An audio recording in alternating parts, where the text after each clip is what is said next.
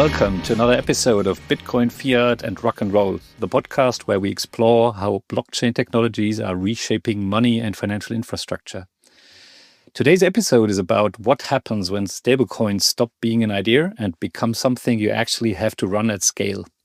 My guest today is Max von Wallenberg. Max started his career at Goldman Sachs, spent the years leading up to the financial crisis at Lehman Brothers, later ran regulated digital market infrastructure as CEO of Börse Stuttgart Digital Exchange, and today is building stablecoin infrastructure at scale as part of MoonPay. That mix of capital markets, regulation, and hands-on execution makes him a very grounded voice for this phase of the market. Max, welcome to our podcast. Thanks for having me. Glad to be here. Cool. Max, I don't want to dive too deep into your CV to get us started, but I do want to anchor your perspective. You've seen financial infrastructure from inside tier one banks through crisis and later as an operator of regulated digital markets. Tell us a bit about your background and what brought you here. Yes, sure. So I'm almost 20 years now in financial services, which is pretty crazy to think about it, how time flies. So I started my career at Lehman Brothers, of all places, back in the days. I actually worked at Goldman for a brief time as well. But I worked on the trading floor at Lehman Brothers in the oil and gas trading desk. My manager told me back in the day, Max, oil is sticky stuff. You'll always come back to it. Now it's kind of Bitcoin, right? Like that is the new commodity. So I'm pretty excited. That was the start of my career. Kind of saw obviously the demise of Lehman firsthand, but kind of never left kind of trading and financial market infrastructure. I was always interested in it. Went to the US, got my MBA at Harvard Business School, and then thought what I'm going to do with my life. And always had this entrepreneurial spirit in me. And then started a neo-broker, like pre-Trade Republic, very focused on social consumer trading experience. And then really crypto came on the scene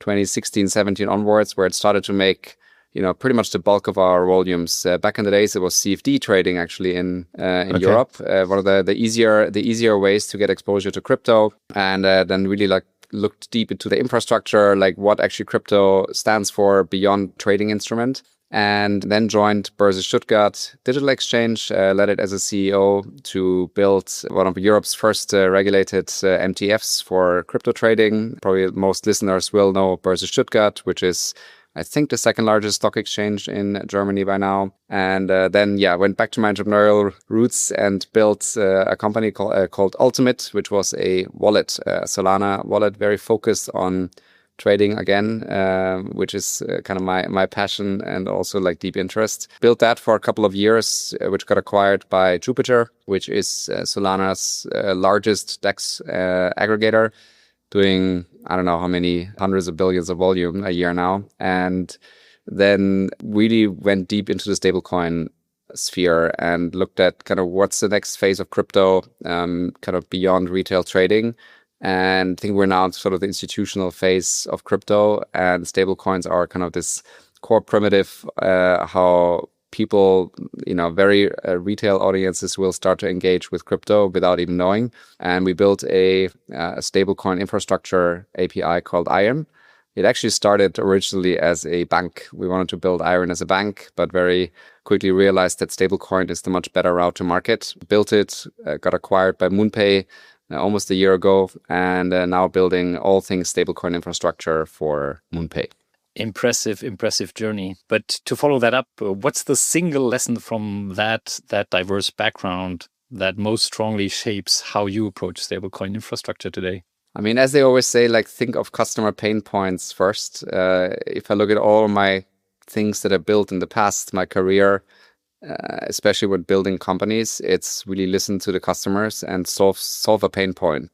With a neo-broker, it was making it very easy to trade, where back in the days it was very difficult. Obviously, Trade Republic nailed that, and Robinhood. And with Börse Stuttgart, it was all about trust and safety, where you want to pick a trusted partner on the institutional side to trade crypto with. And now with stablecoins, it's very much about building a kind of very reliable experience with, almost the abstracted, like a fully abstracted layer above crypto-friendly banks to turn it into a beautiful developer experience, to make it easy, simple, straightforward to engage with stablecoins for TradFi institutions, PSPs, fintechs, and everyone.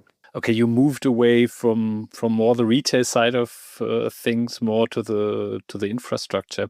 play, I would say. Mm-hmm. Is that right? That's true. Although we're seeing a lot of retail use cases now with stablecoin neobanks popping up and building, which is a lot of emerging markets building almost like global neobanks fully on top of stablecoins. So to now build the API infrastructure for these retail experiences to be simple, easy, and straightforward, like my retail kind of builder experience really helped to kind of know what's needed on the other side. Actually, I think that's a good idea to be very retail focused, because that's where you start with UX. If you don't create a good user experience, you're lost actually. And I think in the institutional play, this is also quite relevant going forward, that most people who experienced a good UX for their own retail usage of financial services, I guess this will be more and more dominant in the institutional play as well. Do you see that similarly? Absolutely. Absolutely. I mean, for me, it's all about also developer experience, build very clean APIs and treat developers as users, so to speak. And it's actually pretty hard to find like a strong developer experience in stablecoins. Like most of it is very technical and geared towards on-chain teams.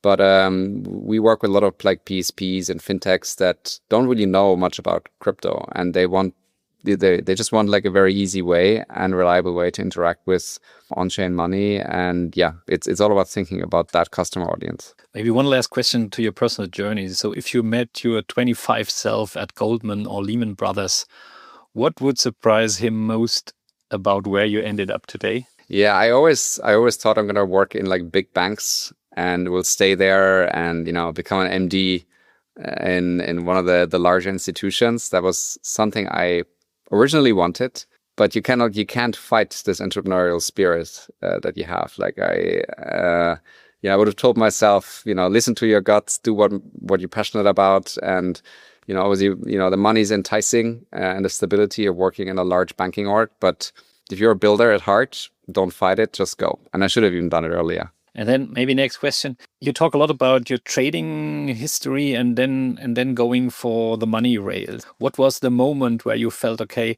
if stable coins are going to work at all, this is the layer where it has to happen, and that's my place. Why did you think that you have to do it? And why was it the right moment in time? Because in this space, many people are too early, including myself. We always think, so now it's getting big. And I think that's the biggest challenge. So where to put the focus that the market is actually picking up? What was that moment to switch to stablecoins? So the interesting thing about stablecoins is that they're still, I think, 88% of or is it 88%, like something like this, like no one knows the exact number of the use case is for trading related activities, right? So balancing money between exchanges, so market makers moving funds from A to B, without kind of banks involved. And it really emerged, like stablecoins emerged on the scene with like trillions of volumes, and battle-tested infrastructure as a battle-tested infrastructure rail due to the trading use case. So you need to understand that first to build a very strong product, to not just adopt stablecoins as a payment guy, but adopt stablecoins for payments as a kind of trading DeFi guy. And that's really strong for us as a team. Our entire team is very DeFi native, and we built with this in mind. We see a lot of competition that comes from the payments world, but the minute they then interact with on-chain money and all sorts of complexities around how it works and how it doesn't, and what is used for, and how the whole market structure is fundamentally different than the classic TradFi world, that gives us a huge advantage. So I saw this, that if you really want to build a new age payment product on top of stablecoins, you need to be a DeFi native person. And that's a pretty big superpower of our team. Actually, I feel that very much in our consulting every day, that when bankers try to skip the crypto part and just strip out the technology to use DLT for their financial services, which is a good approach, I constantly have to repeat myself that you first need to understand the technology in its native environment. That really helps a lot to have a feeling for what's possible and where you might reach the limits. I think that's very, very much aligned to your experience over the last years and focusing on stablecoins. To make them successful, you need to be crypto native first somehow. Agree. And also from a distribution angle, right? So yeah. X former Twitter is our, main distribution channel. I mean, LinkedIn is important as well, but you need to really go where the crypto builders are. And we also do stablecoin issuance, which I can talk about a bit later. But stablecoin issuance is something that's very, very interesting for DeFi teams. And if you don't speak their language or understand the product that they're building, it's going to be very hard from a sales perspective to convince them to go with you. So kind of the big important customers we close are also all MoonPay customers, right? Like MoonPay is all over DeFi, and it really helps us establish like authority as a payments team that really knows this space well. And yeah, that's pretty unique. So this leads me to a spontaneous question regarding Stripe and Tempo. So they are actually coming from a bit of a different angle to that whole thing. I think they will most obviously have hired some DeFi native guys in their team too, building their own blockchain. But what is your take on their approach? Well, I mean, they have 500 million in funding, so I mean, I'm not bullish on new stablecoin payment related chains. But I'm bullish on go-to-market. So when you nail go-to-market and have like very strong early customers, early network partners, these things can work, right? So, obviously Tempo is doing a lot of things right on the BD side of things. I mean, the technology is good as well. I mean, they built this new TIP 20 standard, like they kind of optimize everything for payments. But, if you look at like the high throughput chains like Solana and others, they do this job extremely well, which we require for payments to work at scale. So that's not something that's broken. That doesn't need fixing. So where these kind of new payment chains are attacking the market is mainly from a BD side. And you need to be very aware that it's not really a technology play. It's a go-to-market play. The good thing is we're fully agnostic in terms of like we can and do work with pretty much every chain out there, and we purposefully said we'll focus on the infrastructure layer above these chains. And for us, it's more about what customers want. If customers say they want support for a certain chain, and if they bring certain volumes, this is something we can easily integrate. But we don't do it the other way around. We don't just integrate chains and then wait for customers to come. You come from the demand side of things, obviously. That's right. Yeah. And I would expect that many of your clients want to be independent of certain chains. Actually, I think it's a feature to have an abstraction layer between you as a client of yours and a concrete blockchain. Isn't it the case? That's true. And in the end, it's all about price and liquidity. So if you are in the cross-border money movement space where you would have this typical stablecoin sandwich like fiat going on a stablecoin, then you send it to a market maker in another country, and then you off-ramp it in, let's say, in BRL, right? Or in another currency.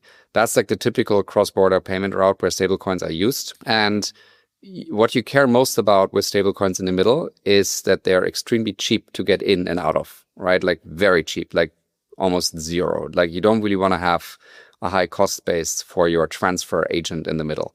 Now, if you work on new chains with like not that much liquidity or new stablecoins, it starts to become difficult, right, to make your margins work.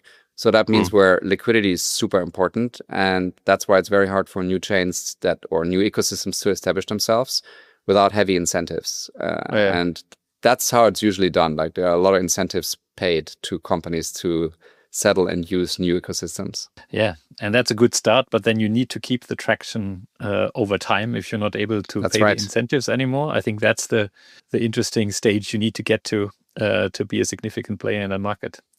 Cool. Maybe let's get back a bit to the acquisition time. So you built up Iron and then MoonPay acquired you, I think, last March in 2025. And regarding that, what changed for you and your team with this acquisition? I think beforehand you were a co-founder. You had, I think, a lot of power regarding strategy and direction. How did that develop with being part of MoonPay? Well, first of all, we knew the MoonPay team for a long time. So when we built the wallet, Ultimate, we worked with MoonPay for many years. So first of all, like we kind of knew how it is to kind of work together. And that's also how the relationship was built. So it wasn't kind of a fresh start. Then when we looked at kind of this acquisition and working with MoonPay, what was important to us that we're fully aligned in terms of where we're headed and what our vision is and why we're building this. And that was the case, right? As I mentioned before, MoonPay is a very crypto-forward, DeFi-native company that strongly believes in the core ethos of kind of crypto as a new financial market infrastructure. And this is something that we also believe in. And I wouldn't have, sold the company to a TradFi company that doesn't kind of square with that ethos, because then you run into this problem where you want to do things your way, and you have to kind of fight against a lot of like blockers. Now, of course, it's different to work within like a larger conglomerate. MoonPay is not as huge, but it's pretty sizable. It's the biggest crypto. How many employees do they have currently? I think we're like 400, 450 Okay. or something. So, and it's the world's largest crypto on-ramp, been in the business for, I think, 6 years now. And, I learn every day, right? Like from all the things that have been done in the past. And it, really helps us as well as a team to, avoid some of the mistakes that we might have done, right? Inadvertently if we were standalone. And I still run Iron and this whole stablecoin unit independently. As in, like, we have our own team, like the Iron brand still is a separate brand. Not saying this will always be the case, but for now it makes sense. And we're, from a structural and decision-making point of view, nothing really changed. Of course, what did change is that we're running under MoonPay's licensing, right? So it's very important for us that we're, fully aligned from a regulatory perspective and from a compliance perspective and integrated into these processes. But that would have also been a complex thing to do if we were standalone, right? Like to run, we have 47 MTLs, New York BIT license, a MiCA license in the Netherlands. Like that stack comes with compliance requirements, which we would also have had independently. But it wasn't an easy decision, right? Like, I'm a founder at heart. Like, building a company is tough to get it to that point. So, and we sold very early, but the reason we did was for us, it was a speed advantage of going from basically zero to, all the licenses that are required and like global reach. And we looked at like the competition in the market, and for us, it was very important to be as fast as we can to catch up with some of these competitors, and that was the right move. That's very interesting. I think that's kind of a dream for a founder selling his startup, because the acquiring company usually tries to bind you contractually and keep you motivated. But in many, many cases, at least for me as an outside observer, it doesn't work that way. Yeah, the founders stick around for 1 or 2 years, and it's not that baby anymore. Sounds very different from your mouth now. That I think that was how you planned for it, but it seems like it's also the way it played out in the end. Yeah, this sounds very positive. We're only 1 year in, as we can say, right? Or like 9 months in. But so far things are good, and we're fully aligned. MoonPay puts a lot of focus on this institutional enterprise segment, right? So MoonPay started originally only as a crypto on-ramp for wallets as a widget. So that's how most people know MoonPay. Now this whole next phase of MoonPay is all about obviously the institutional part, API infrastructure, TradFi companies utilizing stablecoins into, like, it's a very different kind of market segment we're going after here. And this is something that is a big push and big focus of the company. And this was important to me. Like, it's not treated as a experiment or a bet, but this is a major strategic direction that MoonPay wants to pursue. So that kind of sold me in the end to say, okay, we're really aligned here. Let's go. So full tailwinds for your mission. That's right. Maybe asking a bit about challenges, because on the surface everything's nice. On that transition phase, what was the biggest challenge for you when integrating into MoonPay? Migrating like into a big org like this, also from a license perspective, because we onboarded customers to our own licensed setup before MoonPay acquired us. Now we had to kind of take this and move and migrate this into MoonPay. So we're running under the entire license stack at the same time as building new product and, pushing hard on go-to-market and sales. That was very, I don't say stressful, but just a lot of work. Like the last year was very intense. Deal making, then integrating and go-to-market all at the same time. So that was a pretty heavy period. And I'm glad it's done. Like, I'm glad we're now fully inside of the MoonPay org. And it was worth it, right? Because now we can just benefit from this entire regulatory stack that the company has. But yeah, that was a big challenge and something that kind of anticipated and knew, but obviously for our team as well, it was something that we purposefully had to endure, but now we're good. Sounds like you need a very strong leadership team. So who's on that journey with you? Who are the most important people at your side these days? And what's their roles? How do you distribute that responsibility among them? I mean, we're very sharp in terms of our pyramid. So it's myself and Omid Aladini, the CTO. So I'm a CEO of Iron. He's the CTO. We built the company together. We even worked together at Börse Stuttgart. So we go back quite a few years. And so we make all the decisions here in the company. And just two people? It's two people in terms of decision making. I believe in very strict and strong hierarchies, few people in control making these decisions.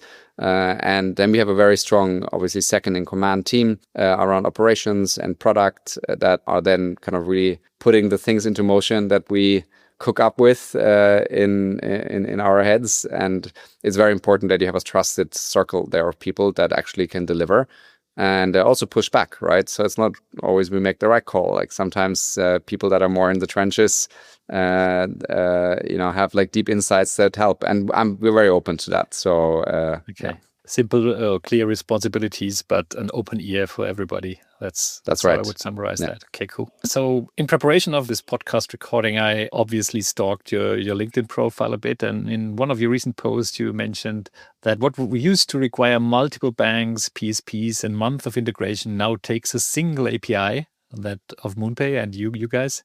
That sounds not only like a technical innovation, but like an organizational compression, if you will. What's really compressed here with your approach? Yes. So maybe to tell the listener a bit more what Iron actually does. So if you're a crypto wallet, a PSP, or a fintech, and you want to use stablecoins, you obviously can just integrate like all sorts of on-chain architecture and infrastructure to support stablecoins. But what's really missing is this connectivity to fiat, to your bank account, right? And one of the core flagship products of Iron is a virtual accounts API. So what you do is you spin up a virtual IBAN in your name. So it can be your Stefan Grasmann IBAN, and then you wire or send a SEPA instant transfer into that, and it automatically gets swapped to stablecoins and delivered to the end customer into their wallets. So that's like the core product, our virtual account API. We do this in Europe, so in Euro, in USD, and in GBP, so in those three currencies. So what's required is to actually open bank accounts or virtual accounts for end customers, meaning we onboard the customer, a retail person or an entity, a business, provide them with a virtual IBAN, a US account number, or a GBP account number. And then they define what output they want, which stablecoin they would want as a receipt to pop out. And then we kind of tie it all together. Now, if you would have to do this yourself as a fintech, you would have to integrate with not just one, but multiple banks per region because you want redundancy. Some banks support things that others don't. And this all has to then tie together into a single API that your backend as a fintech or as a wallet can speak to. And that's very difficult because all these banks have different compliance standards, regulatory requirements. They have different API infrastructures, different currencies, different systems. Then we have Swift support as well, which ties everything together. We also support taking stablecoin and sending it out into 30 global currencies. That's like another product that we offer for cross-border transfers. Think about someone using a wallet, has stablecoin, wants to pay a supplier in Brazil. You can do this with our product. So that, if you would not use an API like Iron, would take you, I don't know how long, like 18 months to stitch it all together. You have to pay minimums with each bank you work with. It's a huge economies of scale volume game as well, right? Because we have, tier 1 VIP relationships with all of these banks where it's very economical for us to do this and then kind of package it all into one offering. So that's the core. And, I wrote this post to kind of show how difficult it is to build fiat infrastructure, which is cross FX, cross-regional, but make it accessible almost like it's like a single solution. So that's the core of what we built. Okay. Who is your main client audience? Are these fintechs? Are these wallet providers? Or how is it segmented, your client space? Three audiences, really.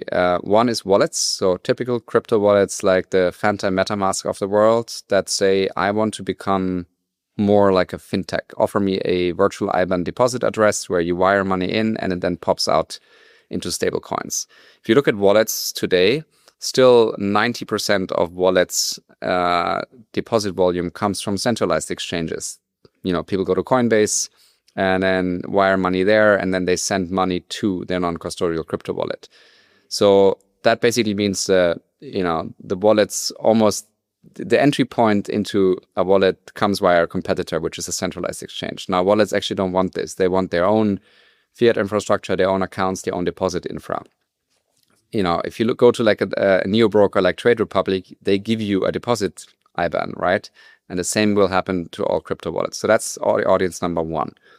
Audience number two are fintechs, and fintechs that are now building global fintech-like experiences. And a typical one there are like these neobanks that pop up in emerging markets that want to give freelancers US dollar accounts, euro accounts, GBP accounts. And that's a hugely growing market where a lot of people want dollars or want dollar accounts, but don't really have a chance to get them. And Iron enables these fintechs to have instant kind of global rails, right? We onboard customers from 150 countries, open them virtual bank accounts, and clear them into stablecoins. So that's number two. And audience number three is PSPs. So payment service providers that are utilizing stablecoins for intercompany transfer, right? So like to move money between their entities, but also to pay out and settle their merchants in stablecoin. And that's something that's growing very fast. A lot of PSPs took notice after Stripe acquired Bridge. It's like, what's happening here? Are we missing something? Let's go. And like a lot of these conversations are, PSPs calling us and saying like, how should we use or can we use stablecoins? So it's a bit of an educational component there as well. And once you tell them about the advantages of, real-time cross-border money movement for, a fraction of the cost that you would have with classic providers, they're sold, and it's a pretty easy sell. Okay. How do you see banks? So now in our client base at Zyko, for example, many banks finally wake up and say, okay, there's a lot going on beyond just trading crypto, but stablecoins is a new kind of money coming along. Many of them going also in the direction of setting up wallet infrastructure. Then they say, okay, they see, okay, they onboarded their wallet infrastructure more for crypto, and now it's a payments thing. So would you also see a role for your services for traditional finance and banks, or is this too competitive that you say actually you offer the IBAN? Well, I mean, yes, banks will become an audience. They're typically very slow in terms of their adoption. Can be either slow because of processes, but it's also obviously they have for them it's very risky to adopt new payment rails or new money rails, right? But it's now actually we crossed the chasm with stablecoins into regulated financial payment infrastructure, such that now banks are taking notice and thinking about how they want to position. JP Morgan kind of led the charge with JPM Coin, which are now deploying onto public permissionless networks. It's happening. We can see these tokenized deposits. It starts with tokenized deposits and then they start to open up. But so far, banks are not our customer base yet. It'll come. I think it'll probably in the beginning be more, how do we become compatible with stable coins in and out, right? Like, spin up deposit addresses, which then clear into US dollar or into euro or into other currencies. In and out, right? So literally that you're able to log into your bank and you're able to swap into stable coins, pay with stable coins, or receive stable coins. Exactly. Which with our infrastructure today doesn't require the bank or the customer to actually change anything. They just can. We would do the swap at the margin, and then stable coins come in or leave. I think that's sort of the first wave. I think wave two, I don't know how long it will take, maybe 24 months, 36 months, I don't know. Maybe I'm too bullish here, where banks will have to upgrade infrastructure to become more blockchain native. I firmly believe that crypto / blockchain will become the future settlement rail for capital markets and kind of the global money system. and banks will have to adopt or die. I mean, the banks that will adopt to this new standard will be the winners. When typical bankers talk about stablecoins, what do they usually underestimate in this little revolution that we see unfold? Same as they underestimated with fintechs. So the banks really believe that their customer base is extremely sticky and won't really leave, right? But you see competition all over the place. FX already, there's heavy competition from the likes of Wise and even Revolut back in the days, and others, where kind of this high FX profit center of banks, it starts to be eroded, right? And so that's number one, right? Like the other one is then, of course, also kind of deposits, right? Like where banks don't really pay deposit to retail investors. I think in the US, is it 86% or something that I read that of deposits are non-interest bearing, which basically means that retail doesn't get anything and the bank actually keeps the full deposits.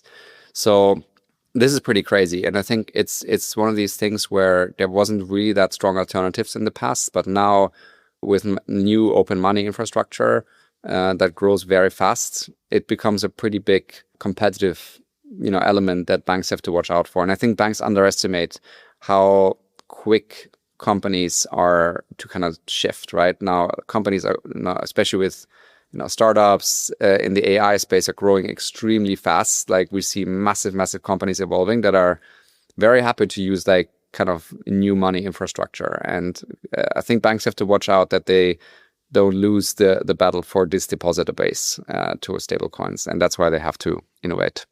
At least they are used nowadays also with your services. So there are some banks who interact with stablecoins, maybe even as a reserve bank or to exchange stablecoins into fiat. And I think most of your mission is about that interface. And I agree for now that we shouldn't think about stablecoins without onboarding and offboarding to fiat. They are part of the game, and most market participants, because the endpoints haven't changed too much. Most people don't earn their salary in stablecoins yet. And if you spend crypto, you usually use a Visa crypto card or something like that. So that's very true.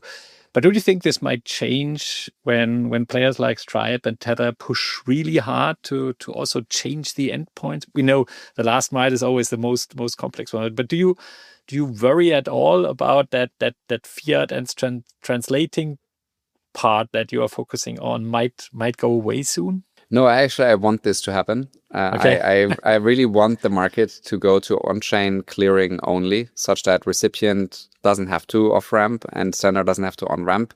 Of course, that means we have to evolve our business model, but our business model is not just fiat orchestration. There's two big ways. Like one is fiat orchestration, which is like ramping fiat into crypto, and the other way around. And the other one is on-chain orchestration. And what on-chain orchestration is, swapping between stablecoins, having a compliant and like a regulatory compliant way to send stablecoins, spin up wallets, and earn yields, issue custom stablecoins. All of this is more on the on-chain orchestration part, and I think that part will grow pretty substantially. We also have a product line called cross-chain deposits. And what that basically is, you can send any stablecoin in and get something else out. Can be your own stablecoin, can be another one. And this is also growing very fast as a product line for us, because more and more companies want to enable stablecoin as a deposit, but there's just hundreds of them, and in the future will be even more. So all of this is something that will, once more people use stablecoins, actually grow massively. Like this is a segment. So the fiat infrastructure bit, I mean, that's, I would say, pretty safe for many years to come, because it takes time for companies and for retail, for individuals to upgrade. I mean, if you look at Germany, I don't know how many people still use cash, but that's been a process for the last 20 years, and it takes time. Yeah. So looking at this banking layer, do you think it will remain really, really hard to abstract it completely away, no matter how good the infrastructure gets? So which of these banking parts have a right to stay, actually? That's a good question. I think the one thing where fintech so far, or crypto stablecoins, has not ventured into is lending. So credit, right? And this is still one of the things that especially companies use their house bank, as we say in German, your house bank, for the most, which is, I need credit lines, and I need someone that actually knows my business, right? And is willing to take risk on the books. And this is not something that stablecoins today are solving or have even ventured into, right? So that's one area. And there's a couple of companies that are addressing this or going into it, but it's going to take time to address it. And I think like the fiat orchestration that kind of we work with banks, it's still very splintered and fragmented, right? Everyone has their own systems. The ACH system in the US is hilariously broken when you use it. There's still very high risk with ACH reversals, which we don't even have that much in Europe. I think Zipa actually is a fantastic system, and I'm very happy using it. Okay. But I think that complexity, that silo-ness of different money systems across countries and banks will still stay for the foreseeable future. So there's us solving this is still a very big need. Do you think the credit thing in DeFi, it was always anonymous or pseudonymous, so nobody cared? So if you want to do Bitcoin lending, you just need to own Bitcoin and you can lend against it.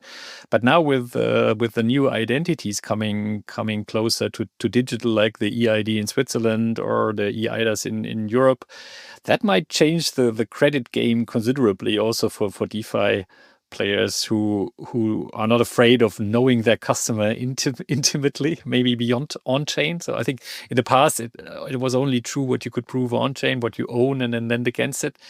Don't you think this might soon change with these electronical IDs available now, or in an electronic world?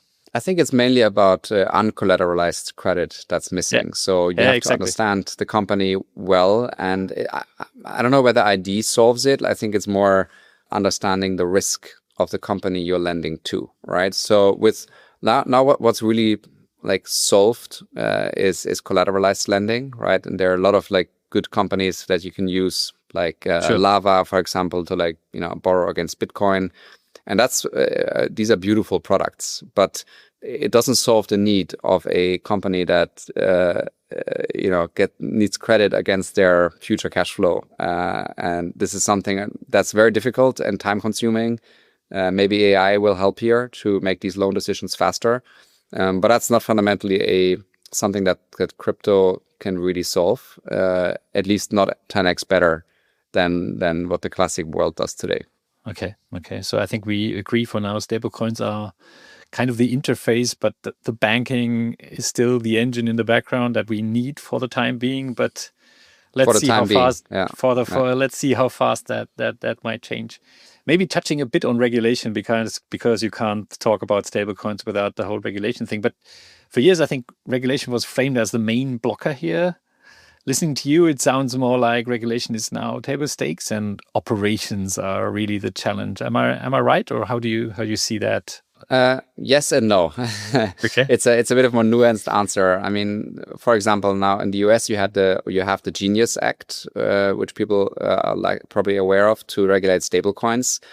Now it's being reopened again to cut out yield from it, right? So maybe a bit of an explainer to the audience, like it was allowed or is allowed in the US to earn stablecoin yield as a platform. So, for example, Coinbase can earn yield and can then pass it down via rewards. And that's what's typically happening right now in the industry. And that's how a lot of like stablecoin issuers and platforms have evolved.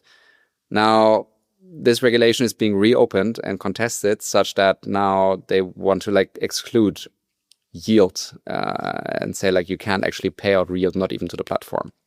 So, unless like regulation actually becomes very dependable and in a way plannable, it's still a problem, right?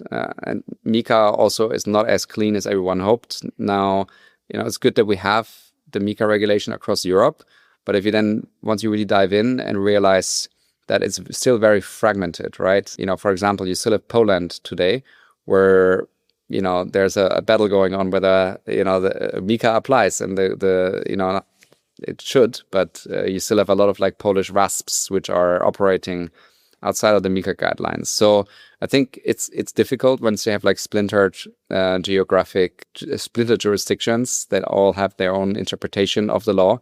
that makes kind of adhering to guidelines a bit tricky, right? But regulation in general is really important.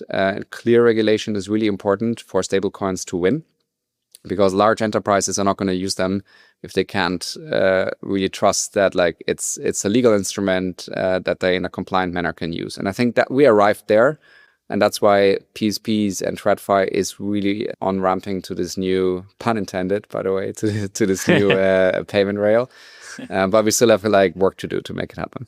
I think cash equivalence might be a very important piece that's still a bit missing for corporate treasurers, etc. I think they are still a bit hesitant to really embrace stablecoins fully, because that's not the ultimate clarity doesn't seem to be there yet. Yeah, but I think the big players like Siemens and BMW and others in Germany are obviously starting to look into that. And I think that might change the game considerably if the big corporates say, okay, we want to handle cash flows internationally via stablecoins. That's a very new audience. I think that could give an enormous kick to the whole Absolutely. development. I agree. Yeah. Okay. We need to speak a bit about issuance, yeah, because issuance appears in US stack kind of like a little configuration option. Who actually still needs to own a stablecoin these days? When we look at Europe, now we wake up slowly that it doesn't need only USD stablecoins, but maybe Euro stablecoins, or also speaking for Switzerland. But because I was close to some developments there, I think it would be very nice to have these. Where's the space of new issuers these days? Is there still any, or how do you see that development? Who should issue a stablecoin? So stablecoins are often treated as currencies once you're talking about them, but they're actually not. They're not really currencies. Like one, they're transfer agents in the sense that I want to do cross-border transfers and I want to use stablecoins between PIX in Brazil and Zebra in Europe. So that's like a big first use case, right? Like, and there's hundreds of billions of volume going via that. Now, stablecoin issuance is not. There are some local non-US dollar stablecoins that are emerging, and it's happening more and more. Euro being one of them. But the issuance that we as MoonPay have built, so we are building, or we actually offer custom issuance such that you can spin up your own stablecoin, fully fiat backed. We do this together with M0 as a partner. And anyone can come to us and say, I want to have my own custom flavored US dollar stablecoin. And what the use case here is that let's say you're a platform that has substantial user base. Can be a wallet, can be a DeFi app, a chain even, etc. And you have mainly, let's say, USDC from Circle as depositor base, and maybe even as a base that's locked, like total value locked is often something that DeFi protocols put forward. You are de facto paying interest to Circle or handing it over, right? Now, these can be pretty substantial. Like, for example, there was Hyperliquid, or is Hyperliquid, which is a chain and app for perp trading. And they are launching their own stablecoin. The reason is they don't want all this interest. And for them, is I think $200-300 million a year of interest to go to Circle, but they just want to keep it for themselves, right, as a platform, or potentially pass it on as rewards to end customers. So the big game in stablecoin issuance is to equip apps and DeFi platforms that have TVL and that have users to earn the rewards of all of these, the TVL and all the stable coins they have in their systems. So it doesn't matter that that's like a US dollar or another currency stable coin. It mainly matters that it's basically a tokenized money market fund that gives you interest, right? And that's the important part here, and the issuance dynamic. And we support this this issuance piece as MoonPay. Actually, I followed that Hyperliquid drama quite closely, and I found it quite amazing that these players that have a momentum in the market, that have so much power, that all the usual suspects, or except Tether and maybe Circle, so everybody applied to create that specific stablecoin for them, giving away all the benefits to the ecosystem and the community of Hyperliquid. So I think there was not so much business case for these players even in there, but you see how fierce that competition is actually. Every time, I think, the stage is set. something interesting new happens. I think if you have the distribution channels, then it's a very, very interesting game, and you can drive back the revenue somehow into your own pocket. So I think it's a very tough game as a stablecoin issuer these days. Don't you agree?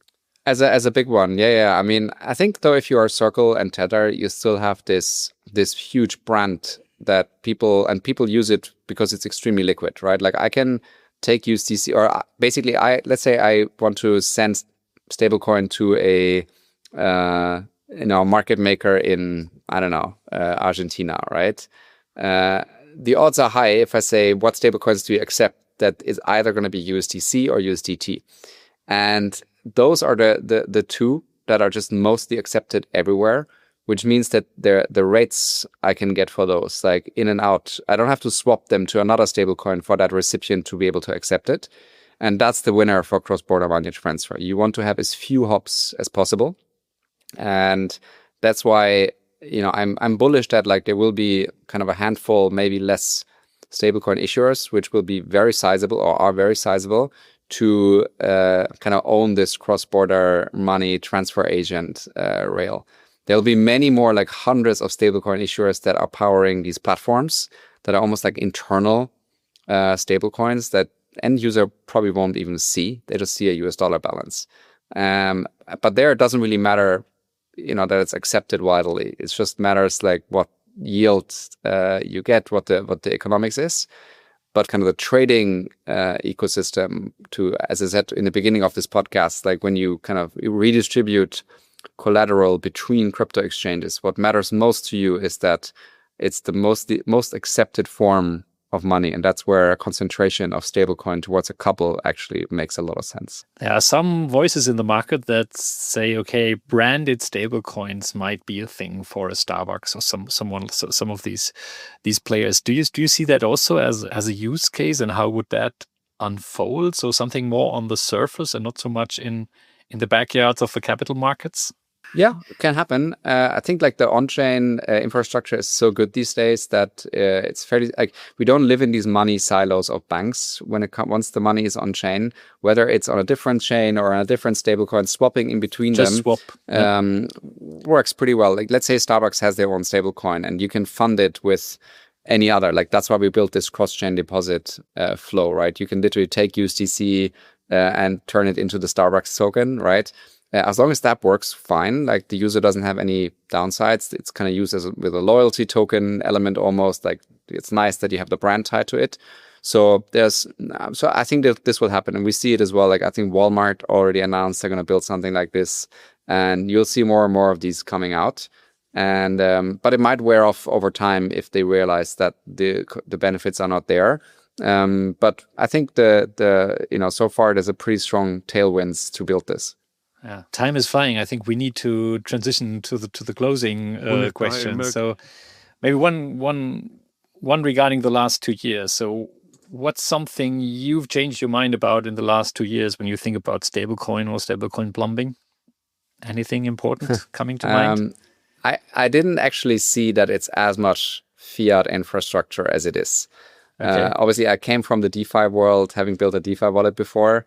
Now I'm very, very deeply in the fiat world. Like it's almost building a multi-bank API on top of crypto-friendly banks and abstracting everything away to make it as straightforward.